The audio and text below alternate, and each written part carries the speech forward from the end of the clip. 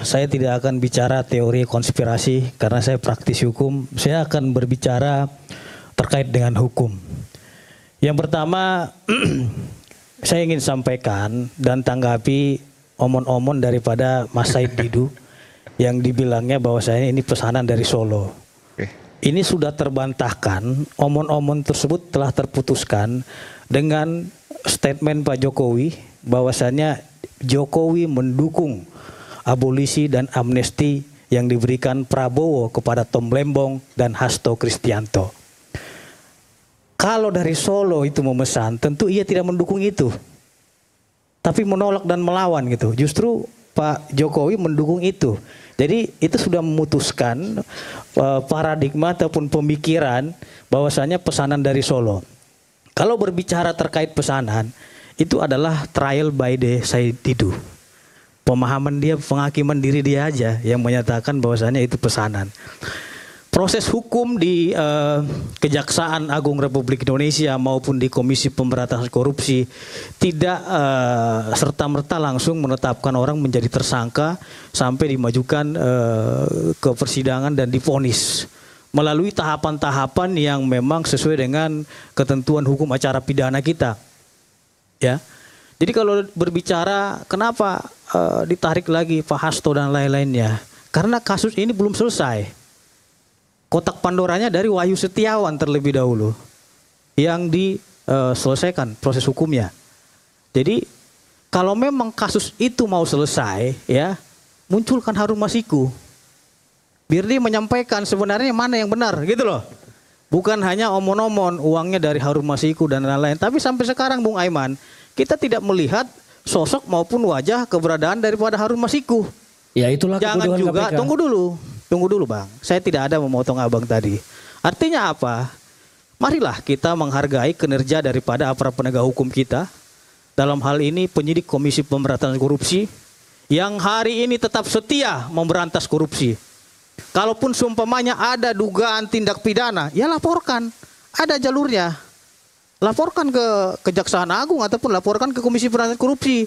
Jangan membuat opini yang hari ini tidak bisa dipertanggungjawabkan secara hukum. Seperti omon-omon yang bilang Said Didu tadi.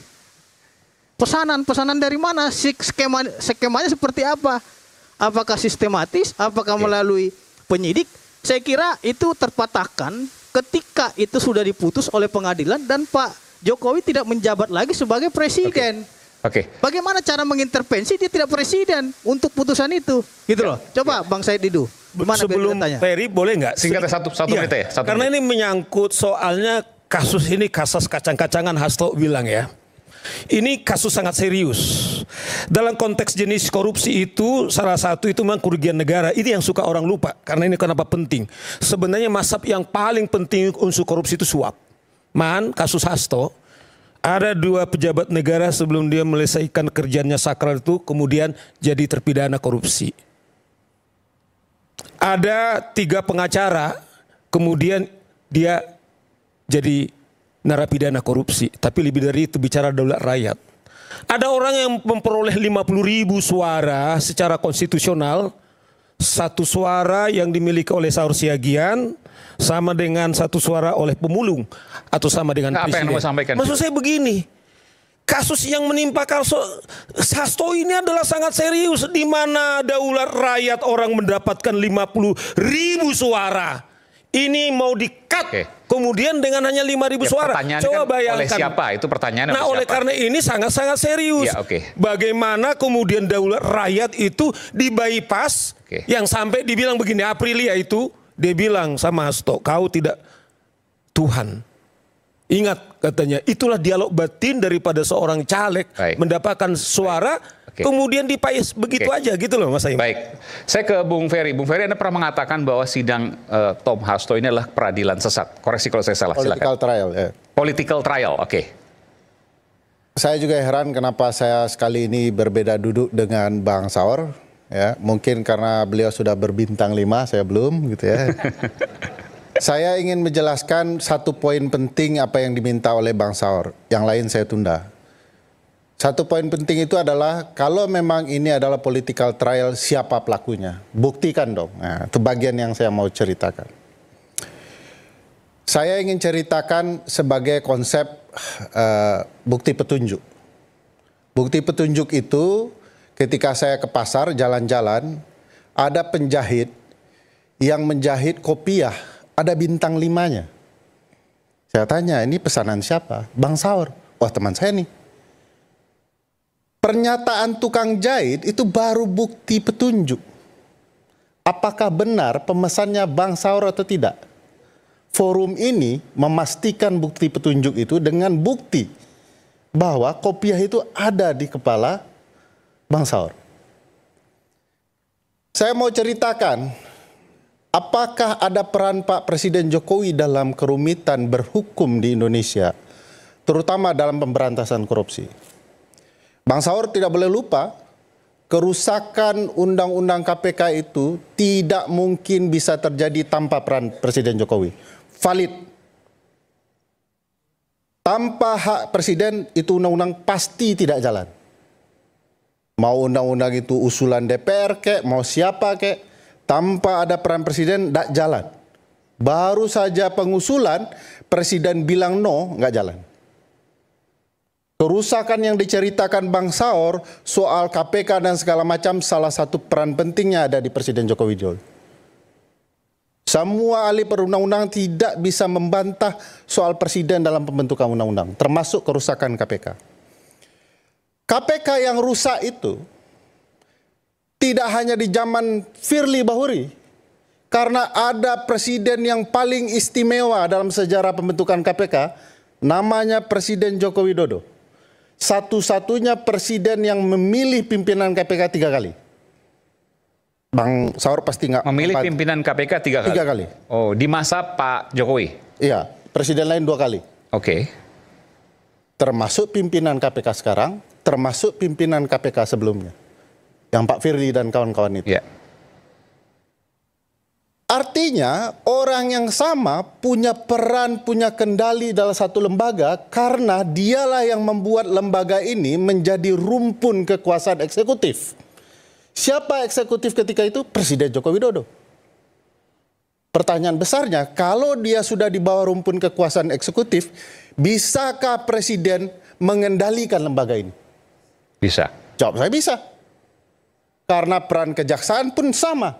Ingat, KPK, kejaksaan, pimpinannya hari ini, kedua-duanya dipilih oleh orang yang sama. Presiden Joko Widodo. Bukti petunjuk. Bukti petunjuk berikutnya, kedua-dua orang yang ada di peradilan ini, baik Hasto maupun Tom Lembong, menyebut nama Presiden Joko Widodo baik di luar dan di dalam persidangan yang berkaitan dengan kasusnya. Sebagaimana ilmu para lawyer, banyak lawyer di sini. Kalau dalam suatu perkara, terdakwa, tersangka, menyebutkan nama orang, apa yang dilakukan aparat penegak hukum? Mohon dijawab saya. Ilmu hukum sederhana adalah memanggil orang yang disebutkan. Pertanyaan besarnya, kalau Presiden Joko Widodo tidak bisa dipanggil ketika itu sebagai presiden, karena dia presiden, semua anak buahnya dia, sekarang tidak lagi presiden. Perkara itu berjalan, dia sempat tidak jadi presiden. Kenapa tidak dipanggil? Hakim yang adil pasti akan memanggil. Anda menyebut Tom Lembong ada perintah atau persetujuan Presiden Joko Widodo, minta jaksa memanggilnya. Nah, ini tidak terjadi. Orangnya masih kuat rupanya. Setelah kemudian dapat abolisi, baru muncul. Karena konsekuensi hukumnya otomatis hilang itu. Satu diabolisi, ya dia langsung ngaku. Ya dulu perintah saya. Nah di titik ini banyak sekali bukti petunjuk, rangkaian-rangkaian. Saya tidak bilang bahwa bukti petunjuknya adanya banyak angka 7 itu saja. 7 apa tuh? Ya kan di dakwanya dituntutnya 7 tahun untuk Hasto, 7 tahun untuk ini Bang Saur, untuk Tom Lembong. Nomor 7 itu sekali lagi bukan sekedar nomornya Erick Cantona, David Beckham atau Ronaldo, itu MU semua tuh. Presiden ke-7 maksudnya. Presiden ke-7, apakah itu kode? Tapi saya mau katakan banyak hal lain. Apa kaitannya tuntutan dengan Presiden ke-7, dengan angka 7 itu? Kebetulan sama. Itu clue yang oleh Bang Saur bilang itu sumir. Tapi yang saya katakan bukti petunjuk yang terang benderang. Nah, dari sekarang kita bisa merasakan bahwa peran Presiden Jokowi tidak remeh. Dia sangat menentukan kekuasaan ini bisa bergerak untuk menjerat orang. Ya. Nah, jadi dalam perspektif saya, orang yang bersalah pun tidak berhak mendapatkan peradilan yang tidak fair. Pasal 24 Undang-Undang Dasar 1945. Bahwa kekuasaan kehakiman adalah kekuasaan yang merdeka. Merdeka dari siapa? Dari segala intervensi. Nuansa peradilan kalau memutuskan ada nuansa intervensinya adalah peradilan itu dengan putusannya belepotan. Apa yang disebut belepotan? Mens rea tidak ada tapi lalai ada. Tanya Bang Saur deh. Sejak kapan mens rea tidak ada tapi lalai ada? Niat jahat tidak ada tapi lalai ada. Lalai ada. Padahal lalai bagian dari? Bagian dari mens rea. Oke. Saya sudah menerangkan di acara ini. Ya. Belepotan, sejak kapan paham bisa dihukum? Paham ekonomi kapitalis. Sejak kapan tuh Bang? Jangan-jangan Bang Rocky sederhana begini adalah penganut paham ekonomi kapitalis. Penjarakan Bang Rocky. Pak Presiden Prabowo yang sekarang bekerja sama dengan Amerika. Kurang kapitalis apa negara Amerika Bang Saur? Karena ada berbagai peristiwa yang belepotan di dalam putusan peradilan, kekuasaan diintervensi, tidak boleh siapapun.